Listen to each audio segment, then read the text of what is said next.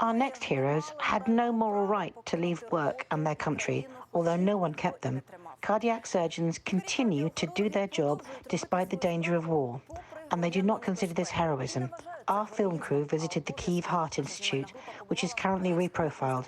There, they operate not only on people with cardiovascular diseases, but also wounded military personnel and civilians. Our next report is about saviours of hearts who risk their own brave hearts. We are at the Heart Institute of the Health Ministry.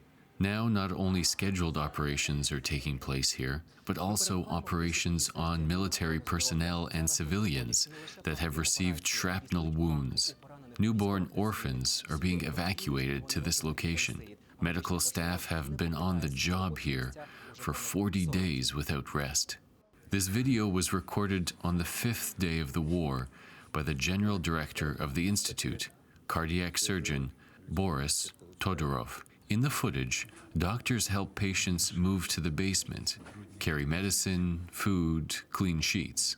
The leader was already proud of the team that nobody left. Their heroism continues almost a month and a half without any breaks. People did not get sick less in Kyiv. We continue to provide medical assistance to patients with heart attacks, acute coronary conditions, and valvular pathology. A small number of wounded were added to this. These are shrapnel wounds, bullet wounds to lungs, chest, multiple shrapnel lesions where fragments had to be taken out of the patient. Mrs. Olga is one of them. On March 10th, she came under fire in Bucha. Shrapnel passed through her lungs and has affected her spinal cord, paralyzing her below the waist. Motionless, she lay on the street for 2 days. At the hospital in Bucha, she was given only first aid. When Mrs. Olga was being evacuated in a humanitarian corridor, a doctor at a checkpoint noticed the shrapnel lodged in her back. Doctors now believe the risk of removing the shrapnel might be too high. Our doctors are taking us out of that world. We have the best doctors in the world.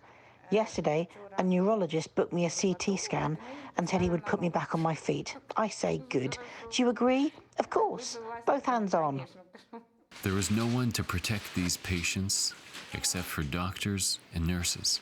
These kids have special needs with physical malformations, and these kids don't have parents. They are abandoned children. We took them from the children's home from the age of 1 month to 4 years old, the Sumi Children's Home, which was in the line of fire, on the front line. Physicians are ready for the most unpredictable conditions. They stocked up on food, water, and electricity for the next 3 months. With those supplies, they've been preparing meals for 400 people every day. But now, because supply lines are cut off, a lack of food is becoming an acute problem. Today, we have no oxygenators, no valves, no stents, no medicine specific for cardiac surgery, and this is a big problem. The Institute has published a statement online and hopes for humanitarian aid from foreign partners. As for the team, no one gives up, and everyone is ready to work non-stop until victory. This proves once again, when there is a war raging, the only way to save a person's life are doctors, and not just doctors with good hearts, but with brave hearts. Daniil Samsonov, Viktor Zelenkov, Fakte, ICTV, United News.